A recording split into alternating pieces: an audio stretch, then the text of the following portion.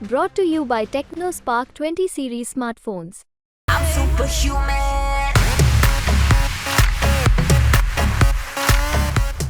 मैं तो इंतजार में हूँ कि अगले चुनाव में परिवार का कौन बचा है जो मुझसे लड़ेगा। अब उनकी बेटी लड़ रही है, इसके बाद तो शायद तेजस्वी जी बचे हैं, वो लड़ेंगे। तो अब उसके बाद लिस्ट एग्जॉस्ट हो गया। अब हमको नहीं लगता है कोई बहुत लोग बता है, तो हम यही है, वो लोग हमसे आके लड़ते रहते। हमको लगता है कि अब उनके बच्चों ने कहा कि अब टिकट दियो तो जिताओ भी अब हमको, वो शायद उनको बड़ा कठिन लग रहा है। तो लगता है पारिवारिक मामला कोई गड़बड़ हो रहा है। देखिए, मेरे लिए तो रूटीन है, क्योंकि अब मैं तो इंतजार में हूं कि अगले चुनाव में परिवार का कौन बचा है जो मुझसे लड़ेगा। तो लालू जी भी लड़ चुके हैं, राबड़ी जी भी मुख्यमंत्री रह चुके हैं, वो भी हमसे लड़ चुके हैं, लालू जी भी मुख्यमंत्री हैं, वो भी लड़ चुके हैं। उनके समधी कैबिनेट मिनिस्टर थे जो बेचारे, उनके साथ बहुत गलत हुआ, उनकी बेटी के साथ जो व्यवहार किया वो भी लड़ चुके हैं। अब उनकी बेटी लड़ रही है, इसके बाद तो शायद तेजस्वी जी बचे हैं, वो लड़ेंगे। तो अब उसके बाद लिस्ट एग्जॉस्ट हो गया है। अब हमको नहीं लगता है कोई बहुत लोग बता है, तो हम यही है, वो लोग हमसे आके लड़ते रहते हैं। तो हम तो यही के रहने वाले हैं, वो लोग बाहर से आके लड़ते हैं।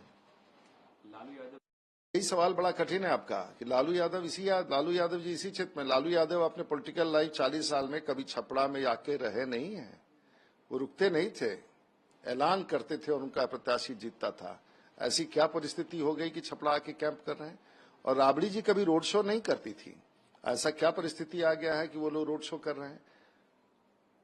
बेटा उनके हेलीकॉप्टर से लगातार उतर रहे, आखिर ऐसा हमको लगता है कि अब उनके बच्चों ने कहा कि अब टिकट दियो तो जिताओ भी अब हमको, तो वो शायद उनको बड़ा कठिन लग रहा है। तो लगता है पारिवारिक मामला कोई गड़बड़ हो रहा है।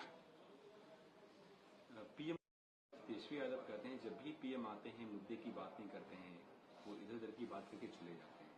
उनसे पूछिए ना कि मुद्दा क्या होता है और इधर उधर की बातें क्या होती है, उसको पहले एक्सप्लेन करें, फिर हम लोग उनका उत्तर देंगे। पहले बताएंगे ना भाई मुद्दा क्या होता है। कहते हैं कि रोजगार की बात नहीं करते, गरीबी की बात नहीं करते। देश में निवेश हो रहा है तो रोजगार, अगर यही बात लालू जी को समझ में आता, यही बात अगर तेजस्वी जी को समझ में आता, तो पिछले 20-25 साल में 4 करोड़ लोग बिहार छोड़ के चले गए हैं, ये बात आसान हो जाता। तो उनके पास कुछ है नहीं अपने डिलीवरी का, और वो मौका भी नहीं मिलने वाला है। जयराम रमेश ने पीएम के स्पीचेस जब भी बोलते हैं तो जहर वाली बात। अब तो जयराम रमेश अंग्रेजी बोलते हैं, उनको हिंदी से में भाषण तो समझ में आता नहीं होगा, तो वो क्या बोलते हैं उसके बारे में तो अंग्रेजी में बोलते हैं ना जयराम रमेश। तो माननीय प्रधानमंत्री तो हिंदी में बोलते हैं, तो वो लोगों को कैसे समझ में आएगा कि भावना क्या है? तो बहुत कठिन है उनके लिए न समझना। वो ये भी कह रहे हैं कि पीएम मोदी अब इस चुनाव को हिंदू मुसलमान के बीच में लेकर गए हैं। मुझे तो कहीं नहीं दिख रहा है, और बड़ी संख्या में मुसलमान हर सभा में नरेंद्र मोदी के आ रहे हैं, और जैसी एकजुटता दिख रही है, मुसलमान आखिर थक गए हैं कांग्रेस से, कांग्रेस के उस माहौल से।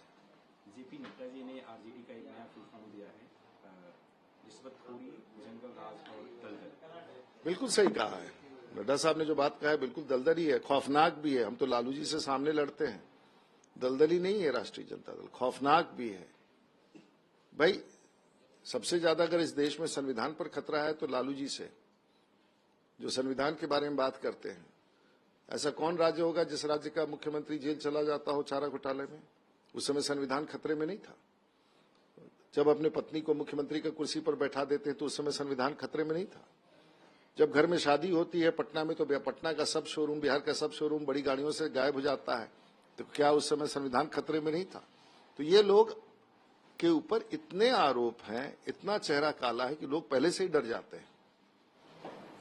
अमित शाह जी ने आज एएनआई से बात करते हुए जो तमाम जो रिसेंटली मुद्दे देश में रहे हैं, चाहे वो संदेश खाली का हो, बेंगलोर का, या फिर राम मंदिर का, उस पर उन्होंने जवाब दिया है। और खासकर जो एक आध बयान आया था पाकिस्तान को लेकर के कांग्रेस के लीडर्स और फारूक अब्दुल्ला की तरफ से, पहले उन्होंने ममता बनर्जी पे हमला बोला। उन्होंने कहा है कि ममता बनर्जी माँ माटी मानुस तो पे आई थी, लेकिन अब ये सब चीजें तो हमारे पूर्व राष्ट्रीय अध्यक्ष गृहमंत्री बोल जी है, इस पर मेरी कोई टिप्पणी की आवश्यकता नहीं। मैं विश्लेषक नहीं हूं, मैं नेता हूं, मैं अभी चुनाव लड़ रहा हूं।